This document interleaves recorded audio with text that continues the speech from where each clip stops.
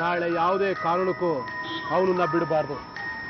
ಬೆಳಿಗ್ಗೆ ಬರ್ತಿದ್ದಂಗೆ ಯಾವುದೇ ಕಾರಣಕ್ಕೂ ಅವನು ಬದುಕಬಾರ್ದು. ನಾವು ಕೆಲಸ ಹೊತ್ಕೊಂಡ ಮೇಲೆ ನಮ್ಮಿಂದ ಅದು ಮಿಸ್ ಆಗೋ ಚಾನ್ಸೇ ಇಲ್ಲ. ಇಷ್ಟು ದಿನ ಯಾರಾದ್ರೂ ಯಾವುದೇ ಕೆಲಸ ಮಾಡ್ಕೊಟ್ಟಿದ್ದೀವಿ, ಇನ್ನು ನಿನ್ನ ಕೆಲಸ ಅಂದಮೇಲೆ ಮಾಡದೇ ಇರೋಕ್ಕಾಗತ್ತಾ? ನಾಳೆ ಬೆಳಿಗ್ಗೆ ಸೂರ್ಯ ಉದಯ ಆಗೋದು ಮಾತ್ರ ನೋಡ್ತಾನೆ, ಸಂಜೆ ಮುಳುಗೋದು ನೋಡೋದಕ್ಕೆ ಅವನಿರಲ್ಲ. ನೀನು ಯೋಚನೆ ಮಾಡೋಕೆ ಹೋಗ್ಬೇಡ. ಕೆಲಸ ಮಾಡೋದು ಖಂಡಿತ. ನಾಳೆ ಕೆಲಸ ಮಾಡಾದ್ಮೇಲೆ ಏನು ಮಾಡೋದು ಅಂತ ಯೋಚನೆ ಮಾಡು.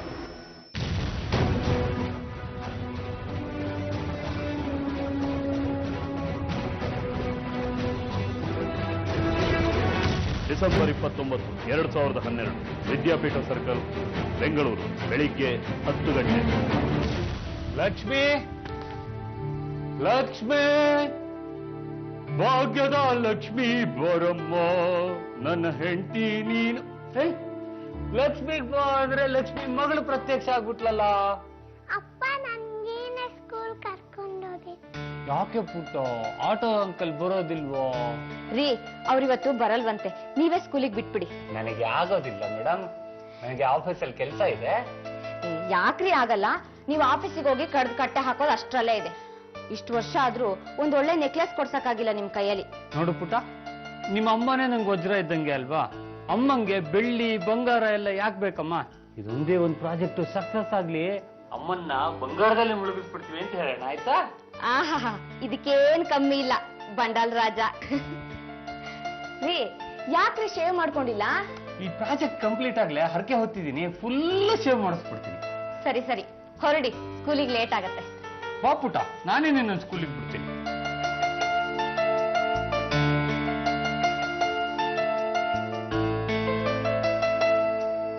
ರೀ, ಹುಷಾರ ಕರ್ಕೊಂಡೋಗಿ. ಆಯ್ತು, ಮಧ್ಯಾಹ್ನ ಮಗುನ ನೀನೇ ಕರ್ಕೊಂಬರ್ತೀಯ ಅಲ್ವಾ ಸ್ಕೂಲಿಂದ? ಸರಿ, ನಾನೇ ಕರ್ಕೊಂಡ್ ಬರ್ತೀನಿ. ಆಮೇಲೆ ಸಂಜೆ ನೀವು ಬೇಗ ಬಂದ್ಬಿಡಿ, ಆಯ್ತಾ? ಆಯ್ತು, ಮಹಾರಾಣಿಯವರ ಸೇವೆಗೆ ನಾವು ಸದಾ ಸಿದ್ಧ. ಇದೇನ್ರಿ ರೋಡಲ್ಲೆಲ್ಲ, ಹೊರಡಿ. ಅಮ್ಮಂಗ್ ಟಾಟಾ ಮಾಡೋಕಂದ.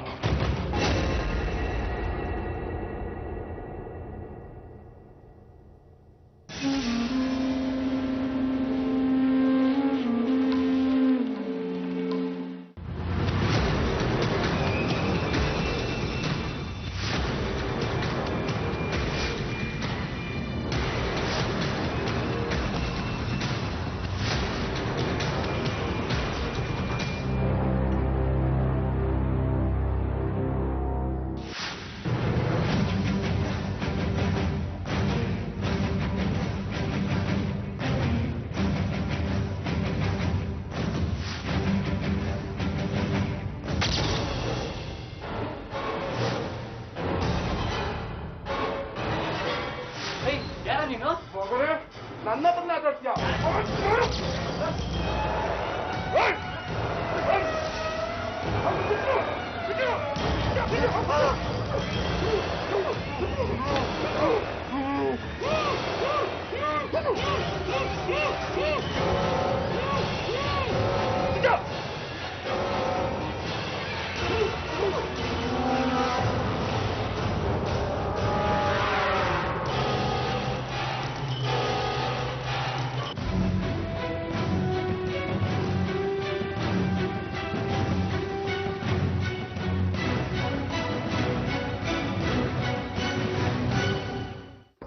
ಬೆಂಗಳೂರಲ್ಲಿ ಒಂದು ಮಾತಿದೆ, ಇಲ್ಲಿ ಎರಡು ಪಾದಗಳನ್ನ ಒಂದ್ ಕಡೆ ಇಟ್ಕೊಂಡು ಸುಮ್ಮನೆ ನಿಂತ್ಕೊಂಡಿರ್ತೀನಿ ಅಂತ ಅಂದ್ರು ಸಾವಿರಗಟ್ಟಲೆ ಹಣ ಕೊಡಬೇಕಾಗತ್ತೆ. ಇವತ್ತು ಬೆಂಗಳೂರಿನ ಇಂಚಿಂಚು ಜಾಗಕ್ಕೂ ಬಂಗಾರದ ಬೆಲೆ. ಅದಕ್ಕೆ ಇಲ್ಲಿಯ ಗಲ್ಲಿ ಗಲ್ಲಿಗಳಲ್ಲೂ ರಿಯಲ್ ಎಸ್ಟೇಟ್ ಅನ್ನೋ ಉದ್ಯಮದ ಕನಸು ಹೊತ್ತ ಕನಸುಗಾರರು ಸಿಗ್ತಾರೆ. ಎಲ್ಲೋ ಬೇರೆ ಊರಿಂದ ಬಂದು ಇಲ್ಲಿ ನೆಲೆ ನಿಂತೋರೋ ಅಥವಾ ಇಲ್ಲೇ ಹುಟ್ಟಿ ಬೆಳೆದು ಒಂದೆರಡು ಸೈಟು ಮನೆ ಮಾಡ್ಕೊಂಡಿರೋರು ಎಲ್ಲರೂ ಹಣ ಸಿಕ್ಕರೆ ಮಾಡೋ ಜಪ ಒಂದೇ, ರಿಯಲ್ ಎಸ್ಟೇಟ್. ಹಾಗೆ ಈ ವ್ಯವಹಾರ ನಿಂತಿರೋದು ರೌಡಿಯಿಸಂ ಅನ್ನೋ ಕೊಚ್ಚೆ ಮೇಲೆ. ಇವತ್ತಿನ ಘಟನೆ ನಡೆದಿದ್ದು ಬೆಂಗಳೂರಿನ ವಿದ್ಯಾಪೀಠ ಸರ್ಕಲ್ ಬಳಿ. ಇಲ್ಲಿ ಸಿಂಚನ ಎಂಟರ್ಪ್ರೈಸಸ್ ಅನ್ನೋ ಸಣ್ಣ ಆಫೀಸ್ ಮಾಡಿಕೊಂಡು ರಿಯಲ್ ಎಸ್ಟೇಟ್ ವ್ಯವಹಾರ ಹಾಗೂ ಬಿಲ್ಡಿಂಗ್ ಪ್ಲಾನ್ಗಳನ್ನ ಮಾಡ್ಕೊಂಡಿದ್ದವನು ಒಂದಿನ ಇದ್ದಕ್ಕಿದ್ದ ಹಾಗೆ ಕೊಲೆಯಾಗಿ ಹೋಗ್ತಾನೆ. ಬೆಂಗಳೂರಿನ ರಿಯಲ್ ಎಸ್ಟೇಟ್ ವ್ಯವಹಾರದಲ್ಲಿ ಇದೆಲ್ಲ ಮಾಮೂಲು ಅಂತ ಪೊಲೀಸರು ಸುಮ್ಮನೆ ಕೂರಲ್ಲ. ಕೊಲೆಯ ಮೂಲ ಹುಡುಕ್ತಾರೆ. ಕೊಲೆ ಯಾಕಾಯ್ತು ಅನ್ನೋದು ಗೊತ್ತಾಗುವಷ್ಟರಲ್ಲಿ ಒಂದು ರೋಚಕ ಕಥೆ ತೆರ್ಕೊಳ್ಳುತ್ತೆ.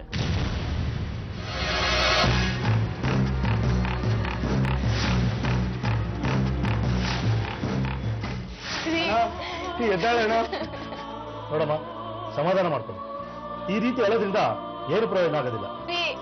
ಏನಾಯ್ತು ರೀ? ಎದ್ದೇಳ್ರಿ.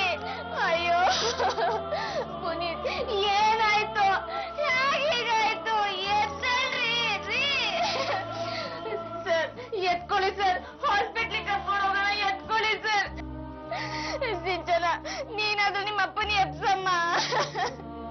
ನೋಡಮ್ಮ, ನೀವು ಈ ರೀತಿ ಧೈರ್ಯ ಹೊಂದಿದ್ರೆ ಮಗು ಕಥೆ ಏನಾಗ್ಬೇಕು? ಅಪರಾಧಿಗಳನ್ನ ನಾವು ಆದಷ್ಟು ಬೇಗ ಹಿಡಿತೀವಿ.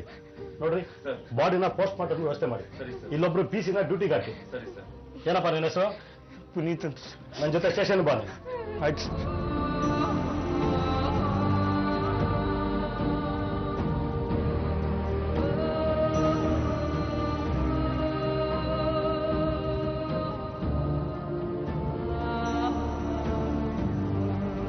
ಸಿಂಚನ ಎಂಟರ್ಪ್ರೈಸಸ್ ಅನ್ನೋ ಸಣ್ಣ ಆಫೀಸ್ನಲ್ಲಿ ಹಾಡ್ ಹಗಲೇ ರಕ್ತ ಹರಿದು ಹೋಗುತ್ತೆ. ಆಗಷ್ಟೇ ಜೀವನ ಕಟ್ಕೋತಿದ್ದ ಶಂಕರ್ ಅನ್ನೋ ಅಮಾಯಕನ ಬದುಕು ಕೊನೆಯಾಗುತ್ತೆ. ವಿದ್ಯಾಪೀಠ ಸರ್ಕಲ್ ಯಾವಾಗಲೂ ಜನನಿಬಿಡ ಪ್ರದೇಶ. ಹೀಗೆ ಹಾಡು ಹಗಲೇ ಕೊಲೆ ಆಗುವಷ್ಟು ನಿರ್ಜನ ಪ್ರದೇಶವಂತೂ ಅಲ್ಲ. ಹೀಗೆ ಹಾಡು ಹಗಲೇ ಕೊಲೆ ಆಗಬೇಕಾದ್ರೆ ಇದರ ಹಿಂದೆ ಯಾರ ಕೈವಾಡ ಇರಬಹುದು ಹಾಗೂ ಇದರ ಹಿನ್ನೆಲೆ ಏನು ಅನ್ನೋ ಅನುಮಾನ ಶುರುವಾಗುತ್ತೆ. ಹನುಮಂತನಗರ ಪೊಲೀಸ್ ಠಾಣೆ, ಬೆಂಗಳೂರು. ಏನ್ ನಡೀತು? ಯಾರ್ಯಾರಿದ್ರಿ ಅಲ್ಲಿ? ಸರ್, ಬೆಳಿಗ್ಗೆ ಬಂದ್ಬಿಟ್ಟು ನಾನು ಆಫೀಸ್ ಬಾಗ್ಲ ತೆಗೆದ್ಬಿಟ್ಟು ಎಲ್ಲ ಕ್ಲೀನ್ ಮಾಡಿ ನನ್ನ ಕೆಲಸ ನಾನು ನೋಡ್ಕೊಂತ ಇದ್ದೆ ಸರ್. ಶಂಕರಣ್ಣ ಯಾವಾಗಲೂ 10:15 ಸುಮಾರು ಬರ್ತಾ ಇದ್ರು. ಇವತ್ತು ಸ್ವಲ್ಪ ಲೇಟ್ ಆಯ್ತು ಸರ್. ನಿಮ್ಮ ಶಂಕರಣ್ಣ ಬಂದ್ಮೇಲೆ ಅಲ್ಲಿ ಏನೇನು ನಡೀತು? ನಾನು ನನ್ನ ಕೆಲಸ ನೋಡ್ಕೊತಿದ್ದೆ, ಶಂಕರಣ್ಣ ಅವ್ರ ಕೆಲಸ ನೋಡ್ಕೊತಿದ್ರು. ಸುಮಾರು ಒಂದು 12:30 ಯಾರೋ 3 ಜನ ಆಫೀಸ್ ಒಳಗೆ ದಡಬಡ ಅಂತ ಬಂದ್ಬಿಟ್ಟು ಶಂಕರಣ್ಣನ ಮೇಲೆ ಅಟ್ಯಾಕ್ ಮಾಡೋಕ್ಕೆ ಸ್ಟಾರ್ಟ್ ಮಾಡಿದ್ರು. ನಾನು ಅದನ್ನು ತಡೆಯೋಕೆ ಅಂತ ಹೋದೆ. ಅದ್ರನ್ನಲ್ಲೊಬ್ಬ ನನ್ನ ತಳ್ಳಿಬಿಟ್ಟ. ನನ್ನ ತಲೆ ಗೋಡೆಗೆ ತಗಲ್ಕೊಂಡು ನಾನು ಅಲ್ಲೇ ಮುಚ್ಚಿ ಬಿದ್ದೋಗ್ಬಿಟ್ಟೆ ಸರ್. ಆಮೇಲೆ ಏನು ನಡೀತು ಗೊತ್ತಾಗ್ಲಿಲ್ಲ. ಅವ್ರು ಯಾರು ಅಂತ ಹಿಡಿತೀರಾ? ಇಲ್ಲ ಸರ್, ಎಲ್ಲರೂ ಹೆಲ್ಮೆಟ್ ಹಾಕೊಂಡಿದ್ರು, ಆದರೆ ಕನ್ನಡ ಮಾತಾಡ್ತಿದ್ರು ಸರ್. ನಿಮ್ಮ ಶಂಕರಣ್ಣ ಅಲ್ಲಿ ಯಾರ ಜೊತೆನಾದ್ರೂ ವೈರತ್ವ ಕಟ್ಕೊಂಡಿದ್ದ? ನಾನು ಸೇರಿದ ಮೇಲಂತೂ ಯಜಮಾನರು ಯಾರ ಜೊತೆನೂ ಜಗಳ ಆಡಿಲ್ಲ ಸರ್. ನೀನು ಅಲ್ಲಿ ಕೆಲಸಕ್ಕೆ ಸೇರಿ ಎಷ್ಟು ದಿವಸ ಆಯ್ತು? 15 ದಿನ ಆಗಿತ್ತು ಸರ್. ನನಗೆ ಅವ್ರ ಬಗ್ಗೆ ಬಹಳ ಗೊತ್ತಿಲ್ಲ. ಸರಿ, ಫರ್ದರ್ ಏನಾದರೂ ಇನ್ಫಾರ್ಮೇಶನ್ ಬೇಕಾದ್ರೆ ನೀನು ಮತ್ತೆ ಸ್ಟೇಷನ್ ಬರಬೇಕಾಗುತ್ತೆ. ಅಲ್ಲಿವರೆಗೂ ನೀನು ನಮಗೆ ಗೊತ್ತಿಲ್ಲದಾಗೆ ಊರು ಬಿಟ್ಟು ಹೋಗ್ಬಾರ್ದು. ಆಯ್ತು ಸರ್. ಸರಿ, ನೀನು ನೋಡಿ ಬರ್ತೀನಿ ಸರ್.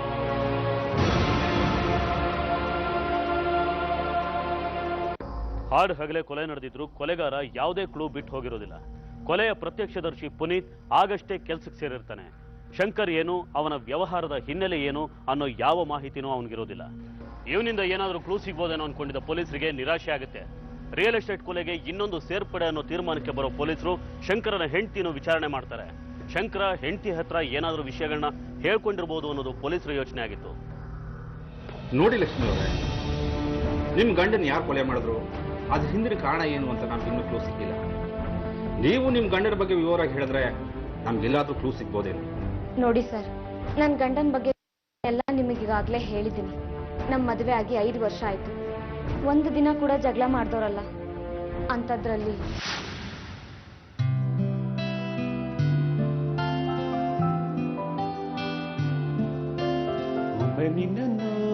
ಕಣ್ತುಂಬ ಏನೇ ಇದು ಇಷ್ಟೊಂದು ರೋಸು ಯಾರೇ ತಂದು ಕೊಟ್ರು? ಓಹೋ, ಯಾರು ತಂದು ಕೊಟ್ಬಿಡ್ತಾರೆ? ನಾನೇ ತಂದು ಜೋಡಿಸಿದ್ದು. ನನಗೆ ಗುಲಾಬಿ ಹೂ ಅಂದ್ರೆ ಎಷ್ಟಿಷ್ಟ ಅಂತ ಗೊತ್ತಿದ್ರು ಒಂದು ದಿನನೂ ಹೂವ ತಂದು ಕೊಟ್ಟಿಲ್ಲ ನೀವು. ಅಲ್ವೇ, ಮದುವೆ ಆಗಿ 5 ವರ್ಷ ಆಗಿದೆ, ಒಂದ್ ಮಗು ಕೂಡ ಇದೆ, ಇನ್ನು ಅದೇ ಕಲ್ಪನೆಗಳಲ್ಲೇ ಜೀವನ ನಡೆಸ್ತಿದೀಯಲ್ಲ ನೀನು. ಅಲ್ಲ ರೀ, ನಾವೇನ್ ಮುದ್ಕಿರೋದ್ವಾ? ನೀವಂತೂ ಒಳ್ಳೆ ಅಡುಗುಲ್ ಅಜ್ಜ ಆಡ್ದಂಗೆ ಆಡ್ತೀರಪ್ಪ. ಹೌದು, ನಾನು ಅಡುಗು ಲಜ್ಜಾಲೆ. ಆದ್ರೆ ಕೆಲವೊಂದ್ಸತಿ ಮಾತ್ರ ನನಗೆ ಈ ರೊಮ್ಯಾಂಟಿಕ್ ಆಗಿ ಮಾತಾಡೋದಕ್ಕೆ, ರೊಮ್ಯಾಂಟಿಕ್ ಆಗಿ ಹಾಡು ಹೇಳೋದಕ್ಕೂ ಕೂಡ ಬರುತ್ತೆ. ನೋಡು, ಈ ಗುಲಾಬಿಯು ನಿನಗಾಗಿ, ಇದು ಚೆಲ್ಲುವ ಪರಿಮಳ ನಿನಗಾಗಿ, ಈ ಹೂವಿನಂದ ಪ್ರೇಯಸಿ. ಇದಕ್ಕೇನ್ ಕಮ್ಮಿ ಇಲ್ಲ.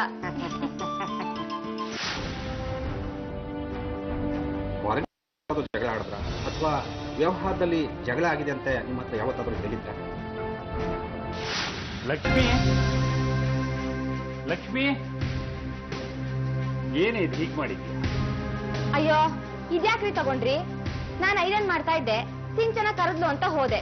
ಬಂದು ನೋಡೋ ಅಷ್ಟರಲ್ಲಿ ಸುಟ್ಟೋಗ್ಬಿಟ್ಟಿತ್ತು. ಸುಟ್ಟೋಗಿದ್ದನ್ನ ಮನೇಲಿ ಇಟ್ಕೋಬಾರ್ದು, ಬಿಸಾಕ್ಬೇಕು ಕಣ್ರಿ. ಆದ್ರೆ ಇದು ನನ್ ಟೀ ಶರ್ಟ್ ಇದ್ದಾಗ ಕಾಣಿಸ್ತಿಲ್ವಲ್ಲ? ಅಯ್ಯ, ಮತ್ತಿನ್ನೇನ್ ನಂದ? ಇದನ್ನ ಬಿಸಾಕ್ತೀನಿ ಬಿಡಿ.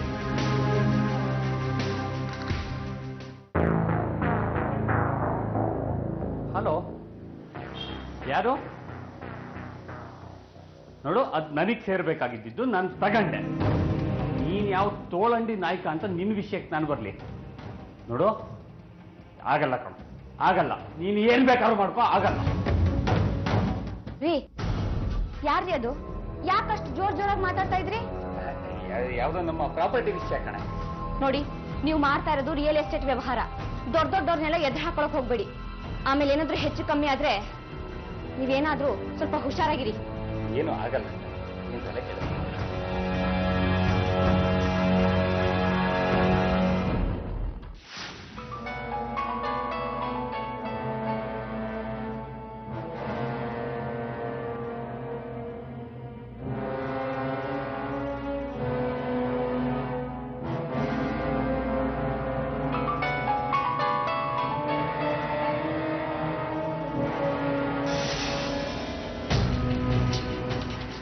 ಹಲೋ, ಆಗಲ್ಲ ಅಂತ ಹೇಳಿದ್ನಲ್ಲ. ಹೀಗೆ ಮತ್ತೆ ಮತ್ತೆ ನನಗೆ ಡಿಸ್ಟರ್ಬ್ ಮಾಡಬೇಡ. ಫೋನ್ ಇಡೋ.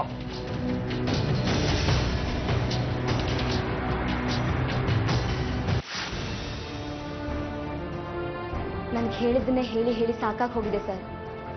ನನ್ನವರು ನನ್ನನ್ನು ಬಿಟ್ಟೋದ್ರಲ್ಲ ಅನ್ನೋ ಶಾಕಿಂದ ನಾನು ಇನ್ನೂ ಹೊರಗೆ ಬಂದಿಲ್ಲ. ಅಂಥದ್ರಲ್ಲಿ ಪ್ರಶ್ನೆ ಮೇಲೆ ಪ್ರಶ್ನೆ ಮಾಡಿ ಯಾಕೆ ಹಿಂಸೆ ಕೊಡ್ತೀರಾ ಸರ್? ನೋಡಮ್ಮ, ನನ್ನ ಕರ್ತವ್ಯ ನಾನು ಮಾಡ್ತಾ ಇದ್ದೀನಿ. ನಿಮ್ಗೆ ನೋವಾಗುತ್ತೆ ಅಂತ ನನಗೆ ಗೊತ್ತು, ಆದ್ರೆ ಏನ್ ಮಾಡಕ್ಕಾಗತ್ತೆ? ಟೈಮ್ ಕೊಟ್ಟಷ್ಟು ಆರೋಪಿಗೆ ತಪ್ಪಿಸ್ಕೊಳ್ಳೋಕೆ ಟೈಮ್ ಕೊಟ್ಟಂಗಾಗತ್ತೆ. ನಾವು ಒಂದೇ ಒಂದು ಸಣ್ಣ ಕ್ಲೂ ಹುಡುಕ್ತಾ ಇದ್ದೀವಿ. ಸರ್, ನಿಮಗೆ ಇದೊಂದು ಕೇಸ್ ಮಾತ್ರ ಸರ್. ನನಗೆ ನನ್ನ ಬದುಕನ್ನ ಕಿತ್ಕೊಂಡವ್ರನ್ನ ಹುಡ್ಕೋಕೆ ನಾನು ಸಹಾಯ ಮಾಡದೇ ಇರ್ತೀನ ಸರ್. ನನಗೆ ಸುಧಾರಿಸ್ಕೊಳ್ಳೋಕೆ ಸ್ವಲ್ಪ ಟೈಮ್ ಕೊಡಿ ಸರ್. ಆಯ್ತಮ್ಮ, ನಿಮ್ಗೆ ಏನಾದರೂ ಅನುಮಾನ ಇದ್ರೆ ಅಥವಾ ಯಾರ ಮೇಲಾದ್ರೂ ಸಂಶಯ ಬಂದ್ರೆ ಇಮಿಡಿಯೇಟ್ ಆಗಿ ಕಾಲ್ ಮಾಡಿ, ನಾನು ಬರ್ತೀನಿ. ಆಯ್ತು ಸರ್. ನಾವೆಲ್ಲರೂ ಸ್ವಲ್ಪ ದಿನದ ಮಟ್ಟಿಗೆ ಬೆಂಗಳೂರು ಬಿಟ್ಬಿಡೋಣ. ಇಲ್ಲೇ ಇದ್ರೆ ಯಾರಿಗಾದ್ರೂ ಅನುಮಾನ ಬರಲ್ವಾ? ಯಾರ್ಯಾಕೆ ಅನುಮಾನ ಪಡ್ತಾರೆ? ನಾವೇನು ಶಂಕರನ ಸಂಬಂಧಿಗಳ? ಅದೆಲ್ಲ ಆಗೋಕ್ಕೆ ಚಾನ್ಸೇ ಇಲ್ಲ. ಅಷ್ಟಕ್ಕೂ ನಾವೇನಾದ್ರೂ ಕ್ಲೂ ಬಿಟ್ಟಿದ್ರೆ ತಾನೇ ಪ್ರಾಬ್ಲಮ್ಮು. ನೀನ್ ಬೇಕಾರೆ ಬಾಂಬೆಗೋ ಅಥವಾ ಬೇರೆ ಎಲ್ಲಾರು ಹೋಗೋ, ನಾವಂತೂ ಬರಲ್ಲ, ಇಲ್ಲೇ ಇರ್ತೀವಿ. ಮೊದ್ಲು ನಿನ್ನ ಹತ್ರ ಇರೋ ಮೊಬೈಲ್ ನೋಡ್ದಾಕು. ಲೇ, ಮಾತಾಡಕ್ಕೆ ಅಂತಿರೋದು ಅದೊಂದೇ. ಲೇ, ನೀನ್ ಹೋಗ್ತಿರೋದು ಬಾಂಬೆಗೆ. ಅಲ್ಲಿ ಕಾಸು ಕೊಟ್ರೆ ಸಿಮ್ಗೆ ಬರೋಣ, ಮೊಬೈಲ್ಗೆ ಬರೋಣ. ಆಯ್ತು ಬಿಡ್ರಪ್ಪ, ನೀವು ಬರಲ್ವಾ? ಲೇ, ನಮ್ಮನ್ನ ಬೆಂಗಳೂರಲ್ಲಿ ಯಾರು ಏನೂ ಮಾಡಕ್ಕಾಗಲ್ಲ. ಅಲ್ಲ, ನಾವೇನ್ ರೌಡಿ ಶೀಟರ್ಸ ಅಥವಾ ಸುಫಾರಿ ಕಿಲ್ಲರ್ಸ? ನಾವಂತೂ ಬರಲ್ಲಪ್ಪ, ಇಲ್ಲೇ ಇರ್ತೀವಿ. ನೀನ್ ಹೋಗ್ ಬಾ. ಹೋಗ್ ಬಂದ್ಮೇಲೆ ಇದ್ದೇ ಇದೆಯಲ್ಲಪ್ಪ. ಆಯ್ತು ಬಿಡ್ರಪ್ಪ, ಹಂಗೆ ಮಾಡಿ. ಹಂಗೆ ಹೋಗ್ತಾನ ಬೈಕ್ನ ಮಾರ್ಬಿಡಿ. ಆಮೇಲೆ ಗಾಡಿಲಿ ಏನಾದ್ರು ತಂದೆ ಹಸ್ಬಿಡಿ. ಯಾಕೆಂದ್ರೆ ಏನು ಇಲ್ಲ ಅನ್ಕೊಂಡಾಗೆ ಏನಾದ್ರು ಸುಳಿ ಸಿಕ್ಕೋದು, ನಾವು ಸಿಕ್ಕಾಕೊಳ್ಳೋದು. ಸರಿ ಸರಿ, ನಡಿ ನೀನು. ನಡಿಯಪ್ಪ, ನಾವು ಹೋಗೋಣ. ಸರಿ, ಹುಷಾರು. ಸರಿನಾ? ಹೋದ್ಮೇಲೆ ಫೋನ್ ಮಾಡು. ಸರಿ ಕೊಡು.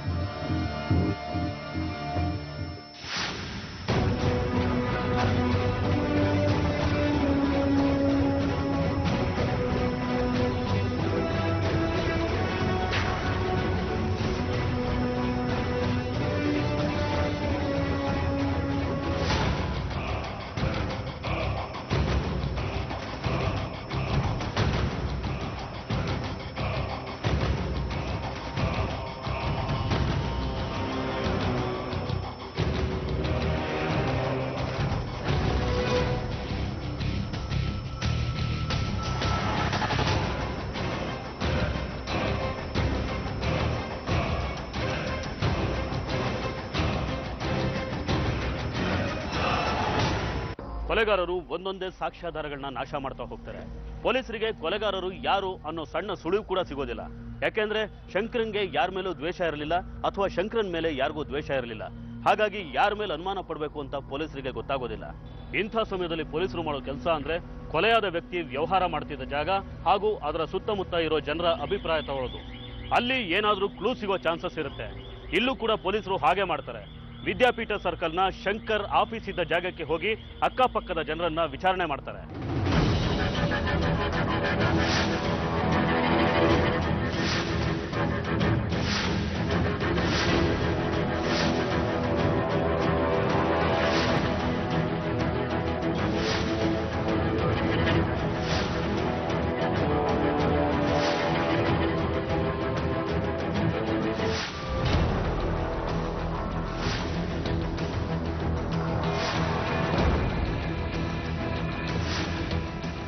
ಯಜಮಾನ್ರೆ, ಇಲ್ಲಿ ಮೊನ್ನೆ ಒಂದು ಕೊಲೆ ಆಯ್ತಲ್ಲ, ಆ ಕೊಲೆ ಮಾಡಿದವ್ರು ನೀವೇನಾದ್ರು ನೋಡಿದ್ರಾ?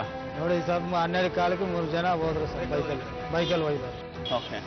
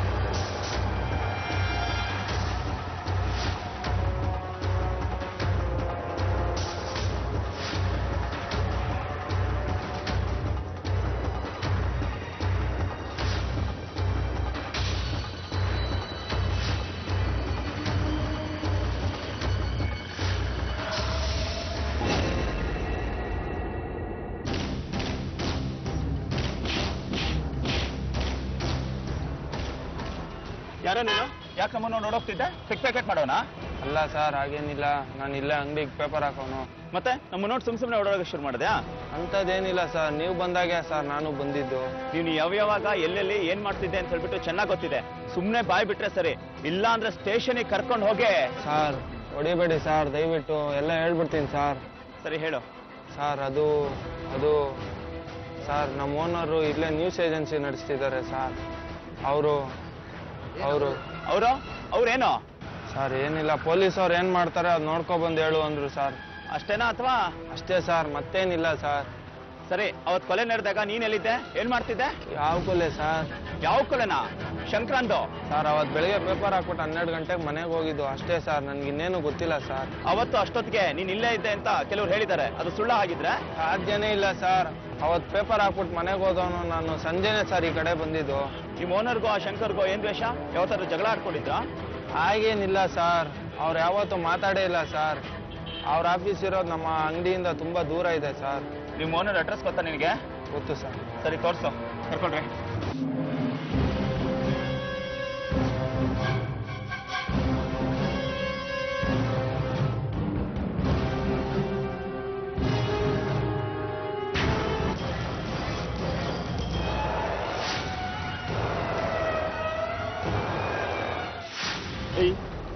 ಯಾಕೋ ಇವನ ಹತ್ರ ಪೊಲೀಸ್ನವ್ರ ಬಗ್ಗೆ ಅಬ್ಸರ್ವೇಷನ್ ಮಾಡು ಅಂತ ಹೇಳಿದ್ದೆ ಅಂತ? ಯಾರು ಸರ್? ಸರ್ ನಾವೇನು ಹೇಳಿಲ್ಲ ಸರ್. ಸರ್ ಹೊಡಿಬಿಡಿ ಸರ್, ಸರ್ ಹೊಡಿಬಿಡಿ ಸರ್, ಹೇಳ್ತೀನಿ ಸರ್. ಸರ್ ಆ ಚೆಲುವರಾಜು ಅನ್ನೋರು ಶಂಕರ್ನ ಕೊಲೆ ಮಾಡೋದಕ್ಕೆ ಹೇಳಿದ್ರು ಸರ್. ಏನು? ಚೆಲುವರಾಜು ಕೊಲೆ ಮಾಡಕ್ ಹೇಳಿದ್ನ? ಅವನಿಗೂ ಆ ಶಂಕರ್ಗೂ ಏನ್ ದ್ವೇಷ? ಅದೇನೋ ನಮ್ಗೆ ಗೊತ್ತಿಲ್ಲ ಸರ್. ನಮಗೆ ಕೊಲೆ ಮಾಡಕ್ ಹೇಳಿದ್ರು, ನಾವು ಕೊಲೆ ಮಾಡಿದ್ವಿ ಸರ್. ಎಲ್ಲಿದ್ದಾನೀಗ ಅವನು? ಸರ್ ಬಾಂಬೆಲಿದ್ದಾನೆ ಸರ್, ಇಲ್ಲಿಗೆ ಬರ್ಬೋದು ಸರ್. ಸರಿ, ನಿಮ್ಮ ಹತ್ರ ಅವ್ನ ನಂಬರ್ ಇದೆಯಾ? ಇಲ್ಲ ಸರ್. ಸರ್ ಮುಂಬೈಗೆ ಹೋದ್ಮೇಲೆ ಅಲ್ಲಿಂದ ಕಾಲ್ ಮಾಡ್ತೀನಿ ಅಂತ ಹೇಳ್ದ, ಇನ್ನೂ ಮಾಡಿಲ್ಲ ಸರ್.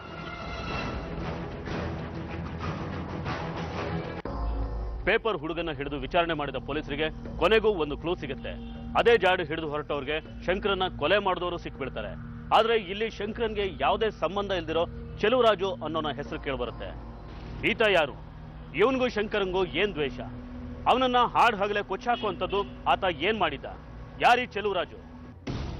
ಮಿಸ್ಟರ್ ಮಂಜುನಾಥ್, ನಾವು ಹೇಳಿರೋ ನಂಬರ್ನ ಟ್ರೇಸ್ ಮಾಡ್ತಿದ್ದೀರಾ? ಇಲ್ಲ ಸರ್, ಅಬ್ಸರ್ವೇಷನ್ ಇದೆ ಸರ್. ಸರಿ, ಏನೇನು ಇನ್ಫಾರ್ಮೇಶನ್ ಬಂದ್ರೆ ತಿಳಿಸಿ. ಓಕೆ ಓಕೆ ಸರ್, ಕಾಲ್ ಬರ್ತಿದೆ.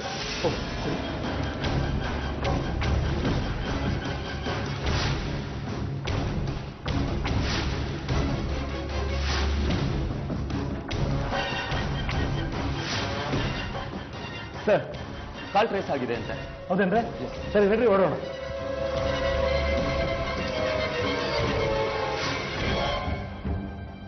ಜನವರಿ 6, 2013.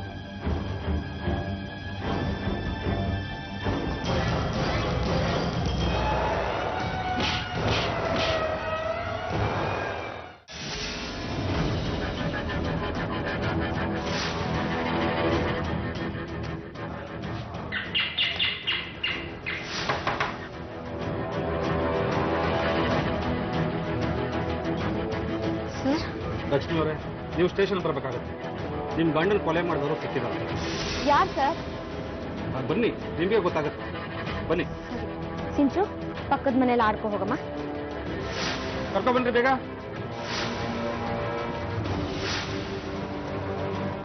ಕೊಲೆ ಮಾಡಿ ಬೆಂಗಳೂರನ್ನ ಬಿಟ್ಟು ಹೋಗಿದ್ದ ಚೆಲುವರಾಜು ವಾಪಸ್ ಬೆಂಗಳೂರಿಗೆ ಬರೋ ವಿಷಯ ತಿಳಿದ ಪೊಲೀಸರು ಅವನನ್ನ ಬಂಧಿಸ್ತಾರೆ. ಯಾವ ಸುಳಿವನ್ನ ಬಿಟ್ಟು ಹೋಗದ ಚೆಲುವರಾಜು ತಾನು ಹೀಗೆ ಸಿಕ್ಕಿಬಿಡ್ತೇನೆ ಅಂತ ಕನ್ಸಲ್ಲೂ ಅನ್ಕೊಂಡಿರಲಿಲ್ಲ. ಚೆಲುವರಾಜು ಈ ರೀತಿ ಕೊಲೆ ಮಾಡೋದಕ್ಕೆ ಕಾರಣ ಏನು? ಚೆಲುವರಾಜನ ವಿಚಾರಣೆಗೊಳಪಡಿಸಿದಾಗ ಯಾರು ಊಹೆ ಮಾಡ್ಕೊಳ್ಳೋಕ್ಕೂ ಆಗದೆ ಇರೋಂಥ ಒಂದು ಕತೆ ಈ ಕೊಲೆ ಹಿಂದೆ ಇದೆ ಅನ್ನೋದು ಗೊತ್ತಾಗುತ್ತೆ. ಸರ್, ನನ್ನ ಗಂಡನ ಕೊಲೆ ಮಾಡಿದವರು ಸಿಕ್ಕಿದ್ರು ಅಂತ ಹೇಳಿದ್ರಲ್ಲ, ಯಾರು ಸರ್ ಅವರು? ಹೇಳ್ತೀನಿ. ಚೆಲುವರಾಜನವನು ಏನಾಗ್ಬೇಕು ನಿನಗೆ?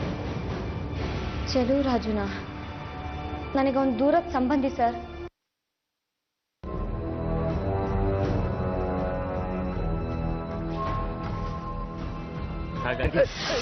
ಸಾರಿ ಗೊತ್ತಾಗಿಲ್ಲ. ಮಾಡ್ತೀನಿ ಆಮೇಲೆ. ಹೇ ಚೆಲುವಾ, ನೀನೇನ್ ಇಲ್ಲಿ?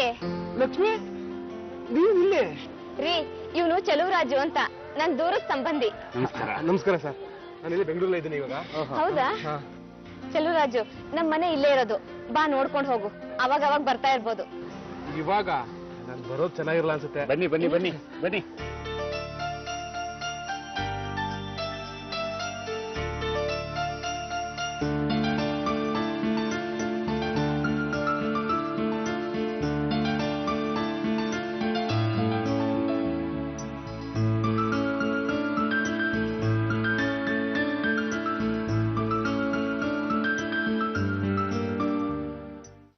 ನನ್ನ ಗಂಡ ಕೊಲೆ ಆಗೋಕ್ಕೂ ಮುಂಚೆ 10 ದಿನದಿಂದ ಅವ್ನು ನಮ್ಮ ಮನೆಗೆ ಬಂದೇ ಇಲ್ಲ ಸರ್. ಈಗ ಅವನ ವಿಷಯ ಯಾಕೆ ಸರ್? ಈಗ ಅವನ ವಿಷಯ ಬೇಕಾಗಿದೆ. ಕರೀರಿ ಅವನ್ನ. ಸಿದ್ದಯ್ಯ, ಚೆಲುವರಾಜ್ ಕರ್ಕೊಂಡ್ಬನ್ರಿ. ಇವನೇನಾ ನಿಮ್ ಚೆಲುವರಾಜ್? ಹೌದು ಸರ್, ಆದ್ರೆ ಅವನಿಲ್ಲಿ. ನೋಡಮ್ಮ, ಆದ್ರೆ ಗೀದ್ರೆ ಅದೆಲ್ಲ ಬೇಡ. ನಿಜ ಏನು ಅಂತ ಬಾಯ್ಬಿಟ್ಬಿಡು. ಇಲ್ಲ ಅಂದ್ರೆ ನಮ್ಮ ಪೊಲೀಸ್ ದಾಟಿನಲ್ಲಿ ನೀನು ಬಾಯ್ಬಿಡ್ಸ್ಬೇಕಾಗುತ್ತೆ. ಹೇಳ್ತೀನಿ ಸರ್. ಚೆಲುವರಾಜ್ಗೂ ನನಗೂ 10 ವರ್ಷದಿಂದ ಪರಿಚಯ. ನಾನು PUC ಓದುವಾಗ ಕಂಪ್ಯೂಟರ್ ಕ್ಲಾಸ್ನಲ್ಲಿ ಪರಿಚಯ ಆದ.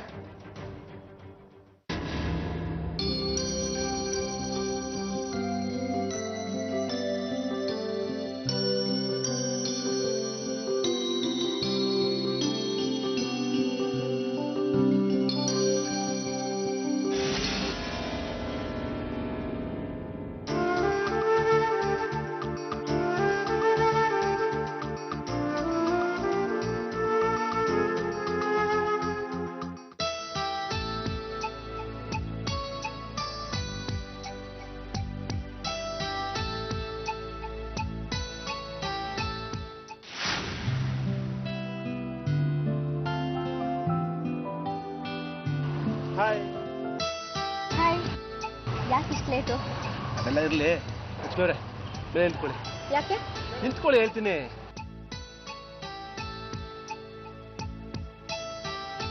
I love you.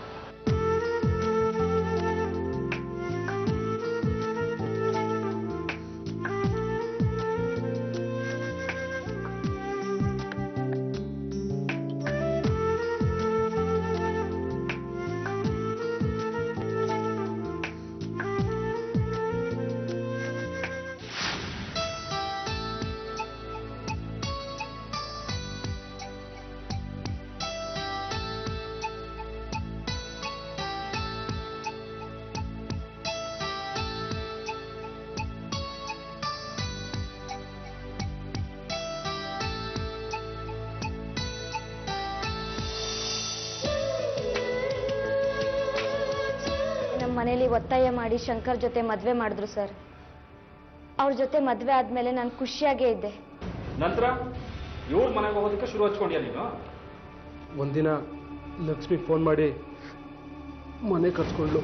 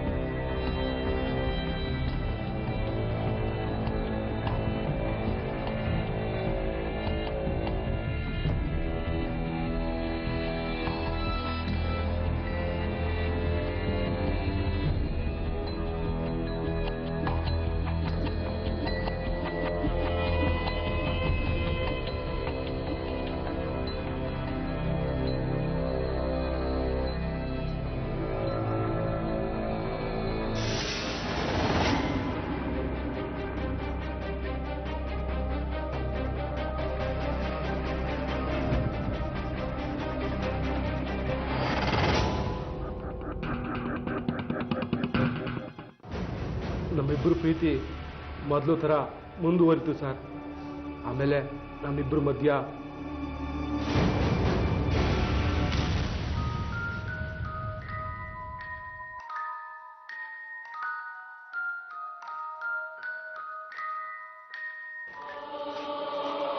ಹೋ ನೀನಾ? ಬಾರ ಒಳಗೆ.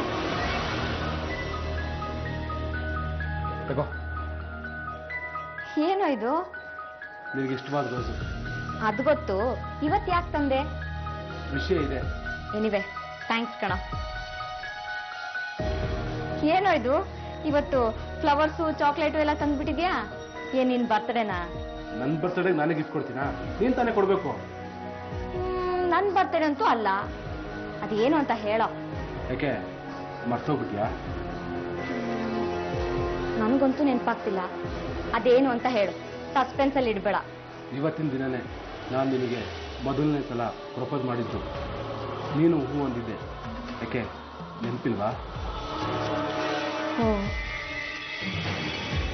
ಅದೆಲ್ಲ ನೀನಿನ್ನೂ ನೆನ್ಪಿಟ್ಕೊಂಡಿದೀಯಾ? ಹೇಗ್ ಮರೀಲಿ?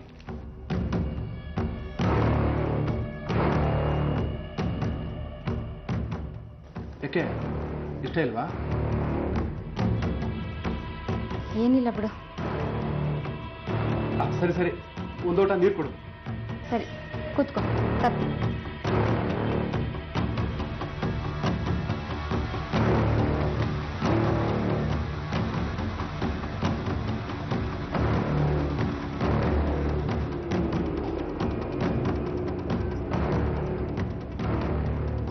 ತಗೊಳ್ಳೋ. ಅಯ್ಯೋ, ಶರ್ಟ್ ಎಲ್ಲ ನೀರಾಗೋಯ್ತಲ್ಲೋ. ಅಯ್ಯೋ ಸಾರಿ ಕಣೋ. ಅಯ್ಯೋ, ಶರ್ಟ್ ಎಲ್ಲ ಒದ್ದೆ ಆಗಿದೆ. ತೆಕ್ಕೊಡು, ಐರನ್ ಮಾಡ್ಕೊಡ್ತೀನಿ. ಪರವಾಗಿಲ್ಲ, ತೆಕ್ಕೊಡು.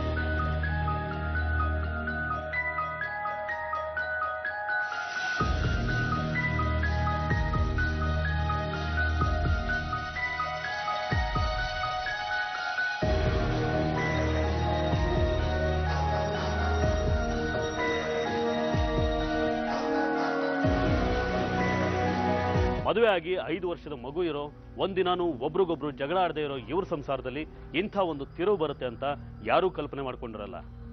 ಗಂಡನ ಜೊತೆ ಅಷ್ಟೊಂದು ಖುಷಿಯಾಗಿರೋ ಭಾಗ್ಯಲಕ್ಷ್ಮಿ ಮನಸ್ಸಲ್ಲಿ ಇಂಥ ಒಂದು ಅಸಮಾಧಾನ ಹೊಗೆ ಆಡ್ತಾ ಇದೆ ಅಂತ ಯಾರು ತಾನೇ ತಿಳ್ಕೊಳ್ಳೋದಕ್ಕೆ ಸಾಧ್ಯ?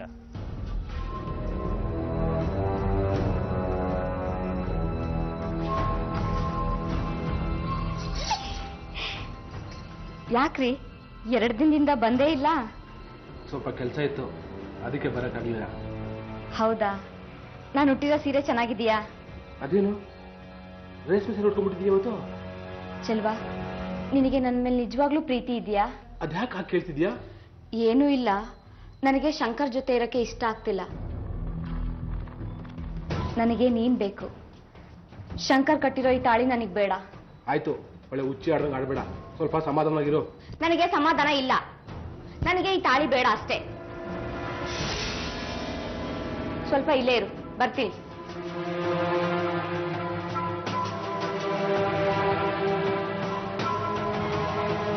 ತಗೋ, ಇದನ್ನ ಕಟ್ಟು.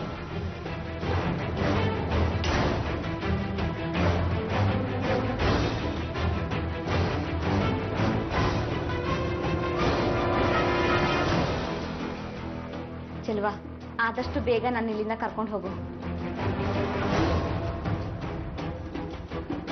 ಆಮೇಲೆ ಏನಾಯ್ತು? ಶಂಕರ್ ಯಾಕೆ ಕೊಲೆ ಮಾಡಿದೆ? ಒಂದಿನ ನಾನು ಲಕ್ಷ್ಮಿ ಜೊತೆಲಿದ್ದಾಗ ಶಂಕರ್ ನೋಡಿ ಜಗಳ ಮಾಡ್ದ ಸರ್.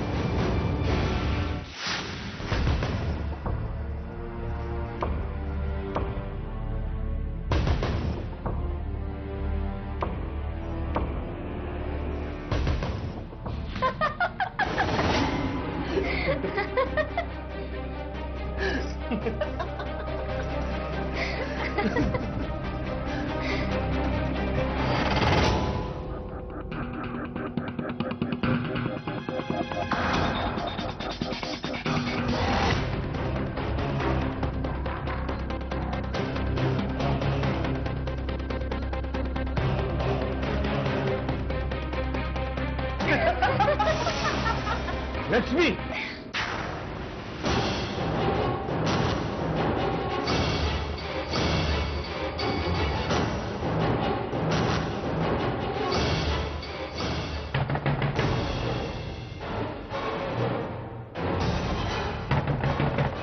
ಲಕ್ಷ್ಮಿ,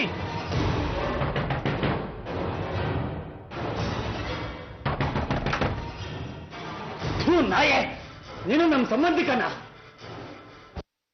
ಸಂಸಾರದಲ್ಲಿ ಸುಮ್ಮನೆ ಮಾತಾಡೋದು. ನೀನು ನಿನ್ ಮುಖ ನೋಡೋದಕ್ಕೂ ಸಹಿ ಆಗತ್ತೆ ನಂಗೆ. ರೀ, ಕೋಪದಲ್ಲಿ ಏನೇನೋ ಮಾತಾಡ್ಬೇಡಿ. ನೀವ್ ಅನ್ಕೊಂಡಾಗ ಏನೂ ಆಗಿಲ್ಲ, ನೀವ್ ತಪ್ಪು ತಿಳ್ಕೊತಿದ್ದೀರಾ ಅಷ್ಟೇ. ಬಾಯಿ ಮುಚ್ಚು, ಏನು ಮಾತಾಡ್ಬೇಡ. ಅಲ್ಲ ಶಂಕರ್ ಅವರೇ, ಮಾತು ಕೇಳಿ. ನೀನು ಮಾತಾಡ್ಬೇಡ, ನಡಿ ಅವ್ರಿಗೆ, ನಡಿ, ಗೆಟ್ ಔಟ್.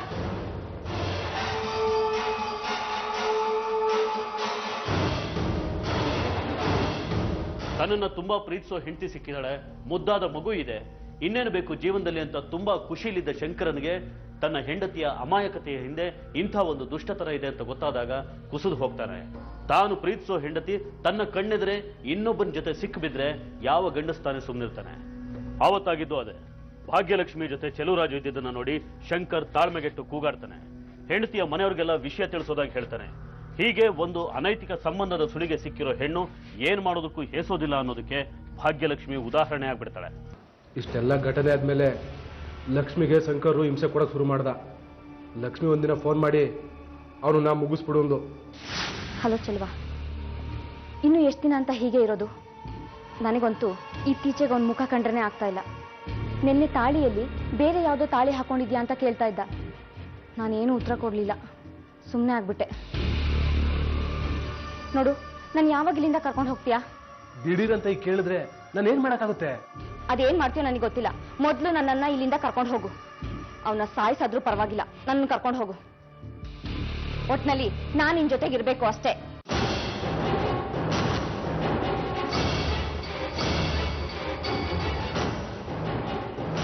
ಯಾರ ನೀನು? ನನ್ನ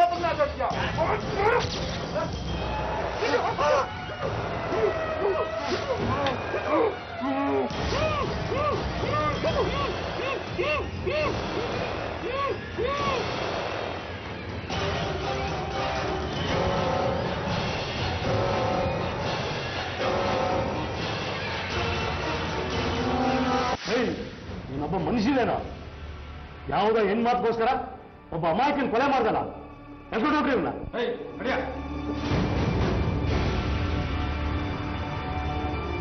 ಸಾಫ್ಟ್ವೇರ್ ಇಂಜಿನಿಯರ್ ಗಂಡನನ್ನೇ ಕೊಲಿಸಿದ ಶುಭಾ ಪ್ರಕರಣದ ಕಾವು ಮಾಸೋ ಮುನ್ನನೇ ಇನ್ನೊಂದು ಅದೇ ರೀತಿ ಕಥೆ ಬೆಂಗಳೂರು ಸಾಕ್ಷಿಯಾಗುತ್ತೆ. ರಿಯಲ್ ಎಸ್ಟೇಟ್ ಕೊಲೆ ಅಂತಾನೆ ಮಾಧ್ಯಮಗಳಲ್ಲಿ ಬಿಂಬಿತವಾಗಿದ್ದ ಈ ಪ್ರಕರಣ ಕೊನೆಗೆ ಹೆಂಡತಿಯ ಪಿತೂರಿಯಿಂದ ನಡೆದದ್ದು ಅನ್ನೋದು ಗೊತ್ತಾಗುತ್ತೆ. ಆರೋಪಿಗಳನ್ನ ಕೊಲೆ ಪ್ರಕರಣದ ಮೇಲೆ ಜೈಲಿಗೆ ಹಾಕಲಾಗುತ್ತೆ. ಪ್ರೀತಿ ಅನ್ನೋದು ಮನುಷ್ಯನ್ನ ಬೆಸೆಯೋ ಭಾವನೆ. ಕೆಲವೇ ನಿಮಿಷಗಳ ದೈಹಿಕ ವಾಂಛೆಗೆ ಬಲಿಯಾದ ಸಂಬಂಧಗಳಲ್ಲಿ ಮಾತ್ರ ಈ ರೀತಿಯ ಘಟನೆಗಳು, ಈ ರೀತಿಯ ನಿರ್ಧಾರಗಳು ನಡೆಯೋದು. ಮಾತಿನಲ್ಲಿ ಅಥವಾ ಪರಸ್ಪರ ಚರ್ಚೆಯಲ್ಲಿ ಬಗೆಹರಿಸಿಕೊಳ್ಳೋದಕ್ಕೆ ಸಾಕಷ್ಟು ದಾರಿಗಳಿರಬೇಕಾದ್ರೆ ಈ ರೀತಿ ಕೊಲೆ ಹೊಡೆದಾಟಗಳಲ್ಲಿ ಅಂತ್ಯ ಕಾಣೋದು ಎಷ್ಟು ಸರಿ? ಮನುಷ್ಯ ನಾಗರಿಕನಾಗ್ತಾ ಹೋದಂತೆ ಈ ರೀತಿಯ ಘಟನೆಗಳು ಹೆಚ್ಚಾಗ್ತಾ ಇರೋದು ವಿಪರ್ಯಾಸ ಅಂತ ಹೇಳ್ತಾ ಇವತ್ತಿನ ಸಂಚಿಕೆನ ಇಲ್ಲಿಗೆ ಮುಗಿಸ್ತಾ ಇದ್ದೀವಿ. ಮುಂದಿನ ಸಂಚಿಕೆಯಲ್ಲಿ ಮತ್ತೊಂದು ವಿಭಿನ್ನ ಕುತೂಹಲಕಾರಿ ಸತ್ಯಕಥೆಯೊಂದಿಗೆ ಮತ್ತೆ ನಿಮ್ಮ ಮುಂದೆ ಬರ್ತೀವಿ. ನಾವು ಕಥೆ ಹೇಳ್ತೀವಿ, ನೀವೆಚ್ಚರವಾಗಿರಿ.